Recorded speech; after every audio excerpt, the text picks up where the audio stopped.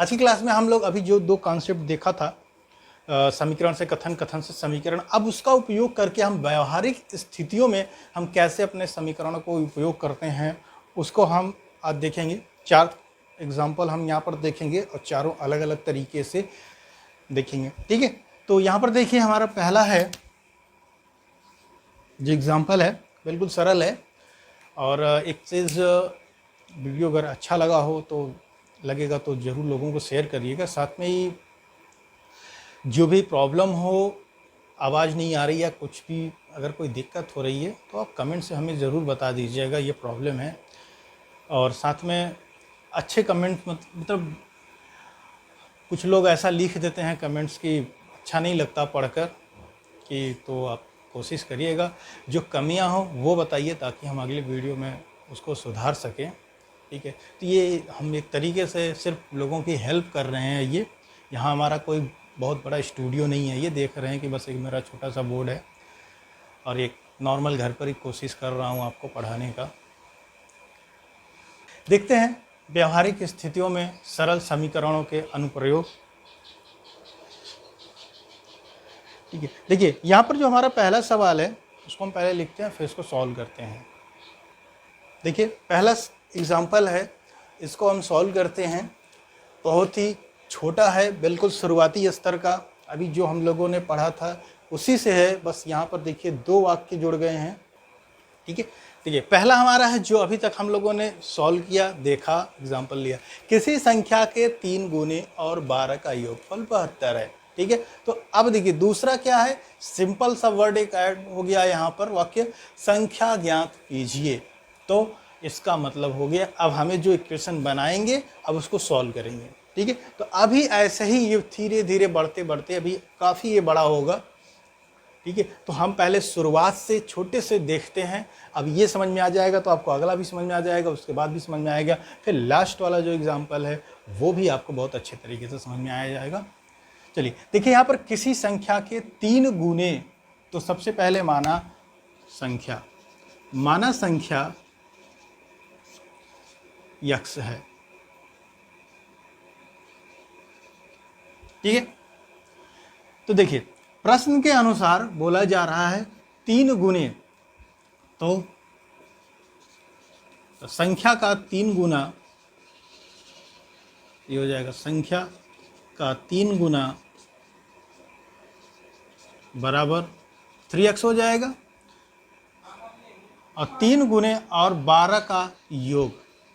ठीक है, तो देखिए प्रश्न के अनुसार, तो हम यहाँ पर लिखते हैं प्रश्नानुसार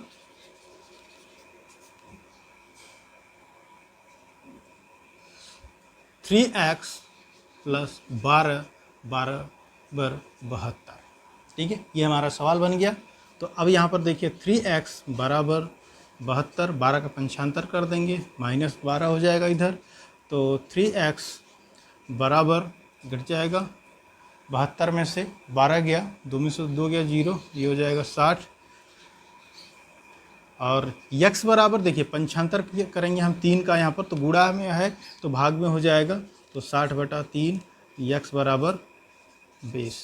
देखिए इस लाइन पर देखिए 2 तरीक़ों से हम सॉल्व कर सकते हैं। दोनों तरफ मतलब LHS RHS साइड में 3 से भाग देने पर भी हम यहाँ पर लिखते हैं, तो यहाँ बटे 3 हो जाएगा, इसके बटे 3 हो जाएगा, तो यहाँ से 3 कट जाएगा और बाकी ये आपको अगले स्टेप पे यही आंसर मिलेगा।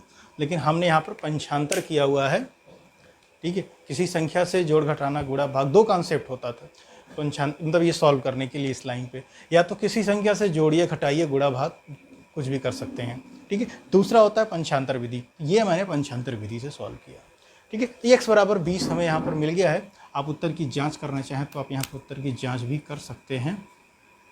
तो x बराबर 20 है, तो हमें रखना है इस समीकरण में, तो इस समीकरण पे रखेंगे तो 3 × 20 + 12, तो देखिए 60 + 12 वही चीज़ मिलेगा 72, ये सही है, सत्यापन है। ठीक है, तो ये उम्मीद है समझ में आ गया होगा, छोटा सा कॉन्सेप्ट था। अब थोड़ा सा इससे बड़ा लेते हैं, दूसरा क्वेश्चन लेते हैं। देखिए सवाल है हमारा, किसी संख्या के 1/4 में से 1 घटाने पर शेषफल 1 है तो वह संख्या ज्ञात कीजिए। ठीक, सॉल्यूशन है माना संख्या x है, अतः 1/4 संख्या का 1/4 बराबर x गुणे 1/4 बराबर x/4 हो जाएगा। तो प्रश्नानुसार x/4 में से x/4 माइनस 1 बराबर 1। ठीक है, तो अब जब इसको सॉल्व करेंगे तो ये हमारा देखिए समीकरण बन गया। अब ये तो x/4 बराबर 1 और ये पंचांतर होगा तो +1 हो जाएगा। तो x/4 बराबर 2 और x बराबर देखिए ये बटे में है तो पंचांतर जब करेंगे तो ये हो जाएगा गुणा में, तो 2 गुणे 4 तो x बराबर 8। आंसर आपका आ जाएगा x बराबर 8। ठीक है,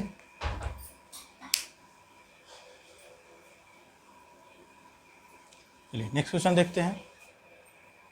देखिए तीसरा एग्जाम्पल है, एक त्रिभुज के अंतःकोण क्रमशः 3x डिग्री है, 2x + 20 डिग्री तथा 5x - 40 डिग्री है, तो सिद्ध कीजिए कि यह एक समबाहु त्रिभुज है। ठीक है, देखिए सबसे पहले कॉन्सेप्ट क्या है यहाँ पर देखिए यहाँ पर कोई भी अज्ञात नहीं है। ठीक है, यहाँ पर त्रिभुज का 3 कोण दे दिया गया है और उस कोण के आधार पर हमें यहाँ पर ये सिद्ध करना है कि ये समबाहु त्रिभुज है। तो सबसे पहले यहाँ पर मुझे लॉजिक अपनाना है, कौन सा समबाहु त्रिभुज का। पहले तो सबसे पहले तो समबाहु त्रिभुज किसे कहते हैं? समबाहु त्रिभुज देखिए ऐसा त्रिभुज जिसकी तीनों भुजाएं बराबर होती हैं। जब तीनों भुजाएं बराबर होती हैं भुजाएं तो उसके कोण भी बराबर हो जाते हैं। ठीक है, तो जिस त्रिभुज के तीनों कोण आपस में बराबर होते हैं उसे हम बोलते हैं समबाहु त्रिभुज। ठीक है, तो इसमें भुजा और कोण दोनों सम बराबर होते हैं, तो ये होता है हमारा समबाहु त्रिभुज।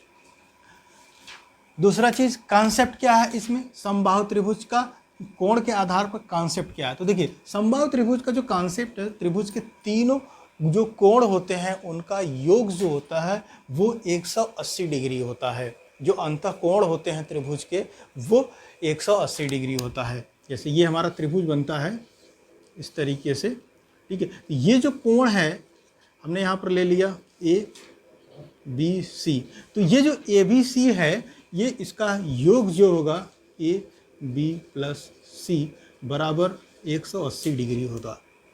ठीक है, ये होगा। तो यहाँ पर देखिए तो हमारे यहाँ जो कोण जो दिया गया है इस एग्जाम्पल के आधार पर, तो यहाँ पर देखिए A हमने मान लिया 3x डिग्री, A बराबर जो होगा 3x डिग्री, B बराबर जो है 2x + 20 डिग्री और C बराबर जो है वह है 5x - 40 डिग्री। तो यहाँ पर त्रिभुज के तो समबाहु त्रिभुज लिखते हैं। तो समबाहु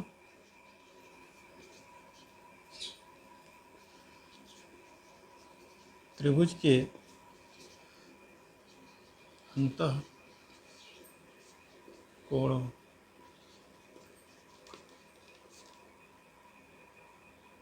बराबर 180 डिग्री। ठीक है, ये होता है। तो यहाँ पर देखिए तो हम तीनों कोण दिया है तो तीनों कोण को हम जोड़ देते हैं। 3x degree plus 2x + 20 degree, तो यहाँ पर अभी डिग्री यहीं पर लगाते हैं, प्लस 5x - 40 डिग्री। ठीक है, बराबर 180 डिग्री। ठीक है, प्रश्न से हमें ये ज्ञात है। देखिए कुछ चीज़ें होती हैं, कुछ सवाल हमें ऐसे मिलेंगे जहाँ पर हमें कुछ चीज़ें पहले से भी पता होना ज़रूरी होता है वर्ड प्रॉब्लम में। ठीक है, जैसे कुछ फार्मूले होते हैं, फार्मूला तो ज़्यादातर यहाँ पर आता है। जैसे अभी हम आगे चलेंगे समय, चाल और दूरी के जब सवाल लगाएंगे तो वहाँ पर भी हमें देखिए कुछ फार्मूलों की ज़रूरत पड़ती है। अब यहाँ पर भी देखिए हमें फार्मूला की ज़रूरत पड़ी। क्या फार्मूला था हमारा? त्रिभुज के तीनों अंतःकोणों का योग जो होता है, त्रिभुज के जो तीनों अंतःकोण है उनका योगफल जो होता है योग 180 डिग्री होता है। ये हमें पता होना चाहिए। अगर हमें ये चीज़ पता नहीं है तो फिर ये सवाल तो हम लगा ही नहीं पाएंगे। ठीक है, क्यों? क्योंकि देखिए यहाँ पर कहीं दिया नहीं हुआ है। तो ये चीज़ें होती हैं, कुछ चीज़ें हमें पहले से पता होना चाहिए, ठीक है। तो ये चीज़ें हैं यहाँ पर। अब जैसे अभी आपको अगर पता था तो बहुत अच्छी बात है, नहीं पता है तो ये आप हमेशा के लिए याद रख लीजिएगा। तो और हमने त्रिभुज वाले कॉन्सेप्ट देखे, कक्षा 6 में ही ये है। अब इसके पहले जब हम त्रिभुज पढ़ रहे थे तो उसमें भी था।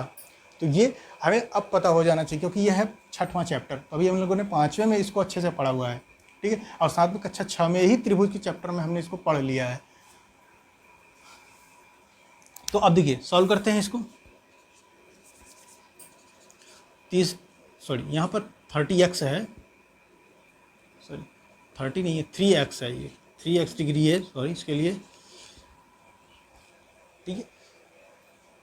3x degree plus 2x degree plus 20 degree plus 5x degree minus 40 degree बराबर 180 डिग्री। तो यहाँ पर देखिए सबसे पहले डिग्री को अलग कर लेते हैं, जो चर अचर हैं। तो यहाँ पर देखिए अगर हम अलग करेंगे तो 3x plus 2x degree plus 5x degree, ठीक है।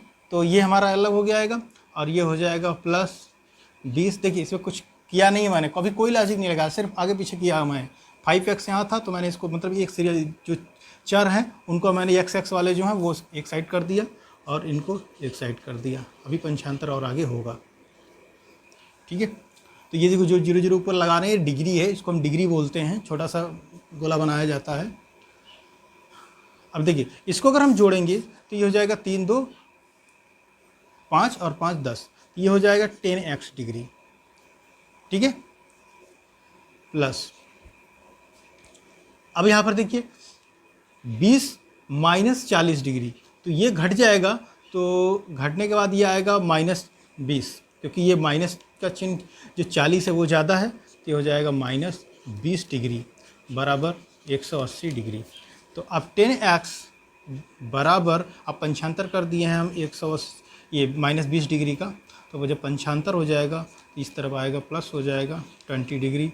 तो 10x बराबर ये आपका हो जाएगा 200 डिग्री,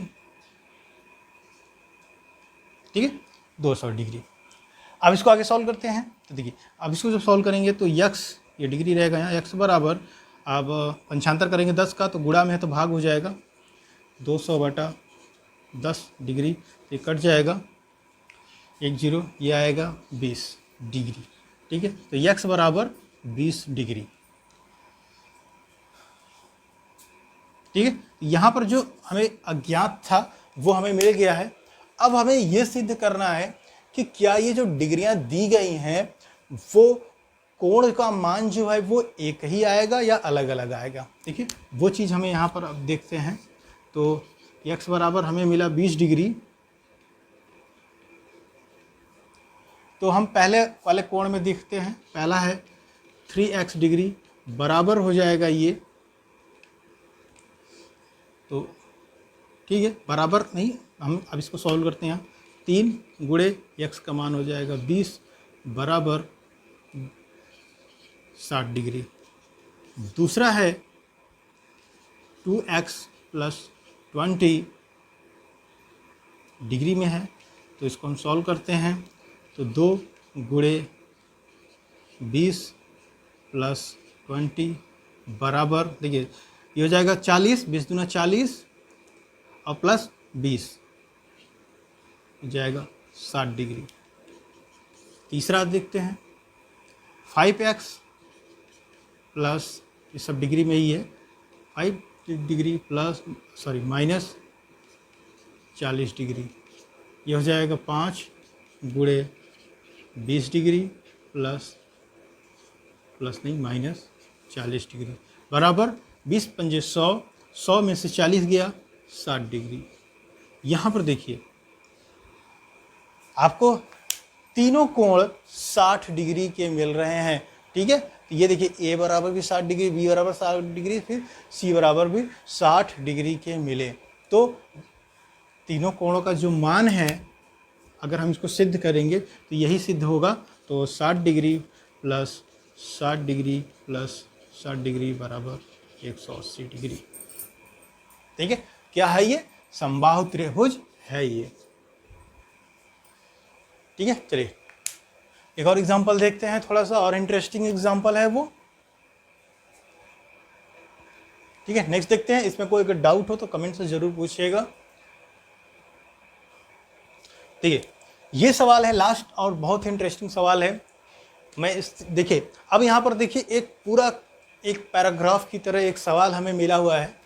एक मालगाड़ी 40 किलोमीटर प्रति हावर की चाल से 40 किमी प्रति घंटा की चाल से 9 बजे प्रातः एक स्टेशन से निकलती है। ठीक है, सुबह 9 बजे एक मालगाड़ी 40 kmph की स्पीड से निकल गई। एक डाकगाड़ी ने जो 10 बजे प्रातः उसी स्टेशन से, 10 बजे एक डाकगाड़ी भी निकलती है उसी स्टेशन से, और उस मालगाड़ी को दिन में ही एक अन्य स्टेशन पर 12 बजे पकड़ लेती है। मतलब 12 बजे साथ में दोनों हो जाते हैं। तो डाकगाड़ी की कितनी चाल थी? डाकगाड़ी की हमें चाल ज्ञात करनी है।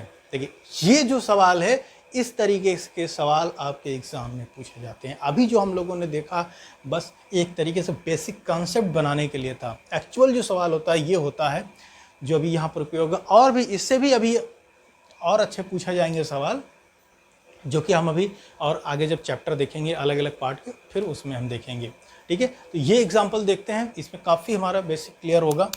देखिए, सबसे पहले तो हमें यहाँ ज्ञात क्या करना है और ज्ञात है क्या। पहले सबसे पहले तो हमें ये देखना है कि क्या ज्ञात होता है, पता क्या है और पता क्या करना है। तो देखिए, यहाँ पर सबसे पहले एक मालगाड़ी है 40 किमी की प्रति रफ्तार से जा रही है, वो हमें ज्ञात है। तो मालगाड़ी की रफ्तार, तो यहाँ पर देखिए, सॉरी, मालगाड़ी की चाल बराबर 40 kmph। ठीक है, तो अब देखिए ये 12 बजे दोनों एक साथ हो जाते हैं, तो 12 बजे तक ये कितनी दूरी चला, हमें सबसे पहले तो ये ज्ञात करनी है कितनी दूरी चला। अच्छा,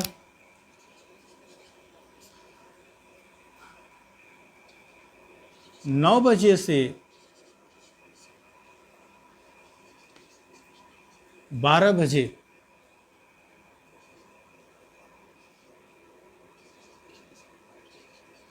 तक चली गई दूरी हमें ज्ञात करना है। तो यहां पर देखिए कुल समय हमें कितना मिला, 9 से 12 में 3 घंटा। यहां पर हमें 3 घंटा हमें मिला समय। ठीक है, तो 3 घंटा जो हमारा जो समय मिला, कब से कब, 9 बजे से 12 बजे तक हमें कुल समय कितना मिला, समय 3 घंटा।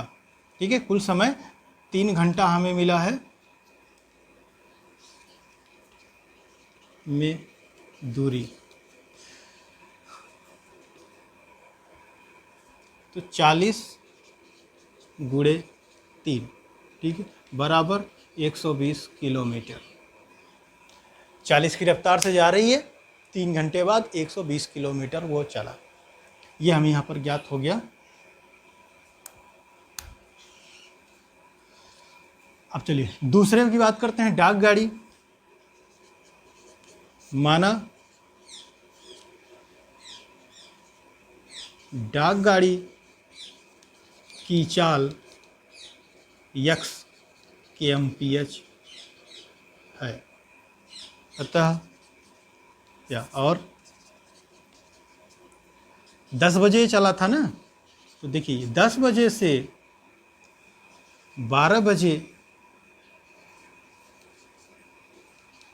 तक कुल समय कितना लिया इसने, 2 घंटा। कुल समय बराबर 2 घंटा। ठीक है, ये 2 घंटा लिया। अब इसको 2 घंटे में 120 किलोमीटर चलना है। देखिए, जो चाल होता है, चाल बराबर होता है दूरी बटा समय। ठीक ठीक है। अब देखिए यहाँ पर ये फार्मूला भी आपको ज्ञात होना चाहिए।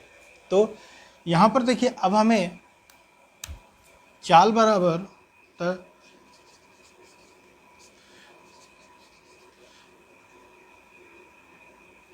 देखिए यहाँ पर 12 बजे एक दूसरे को ये मिल रही हैं, जैसा कि प्रश्न में ही लिखा गया है। तो इसीलिए ये 10 बजे से 12 बजे तक का कैलकुलेशन किया गया है यहाँ पर, ठीक है। तो मतलब 12 बजे ये दोनों ट्रेन एक साथ हो जा रही हैं, तो 120 किलोमीटर, यानी कि जो पहली वाली जो ट्रेन है वो 3 घंटे में 120 किलोमीटर चलेगा, और दूसरी वाली जो ट्रेन है वो 2 घंटे में ही 120 किलोमीटर तय किया होगा, तभी एक दूसरे को टच किया। तो अतः डाक गाड़ी की चाल बराबर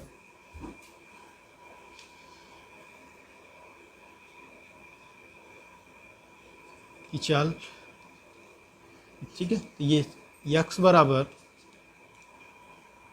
दूरी टोटल कितनी हो गई 120 बटे समय कितना 2, ठीक है।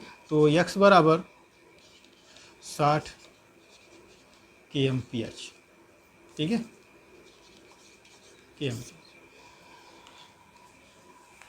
x बराबर 120 बटा 2, 120 क्या है, कुल दूरी तय किया, 2 घंटे में किया, तो 60 kmph से चली होगी ये।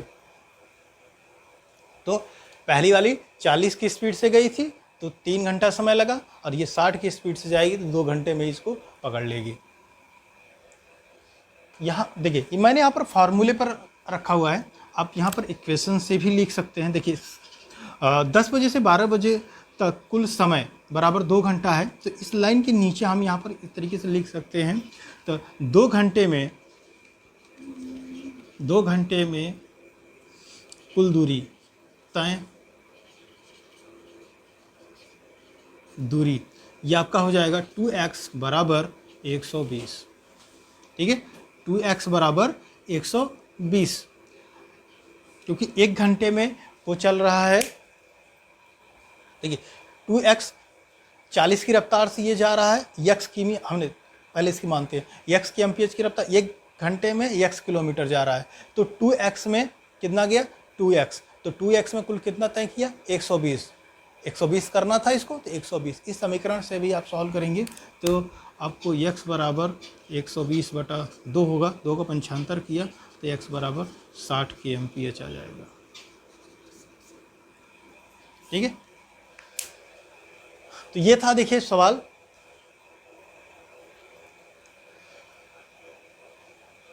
व्यवहारिक स्थितियों में हम कैसे इसका इस्तेमाल करते हैं, मिलते हैं नेक्स्ट क्लास में। और भी अब जो हम पढ़ेंगे, अब देखिए अब इसके आगे के जो कॉन्सेप्ट है वो कॉन्सेप्ट है हमारा संख्या संबंधी, आयु संबंधी, ज्यामिति संबंधी, समय, चाल, दूरी, ठीक है, और बाकी अदर कुछ प्रश्न हैं उस पर आधारित हम सवालों को देखेंगे।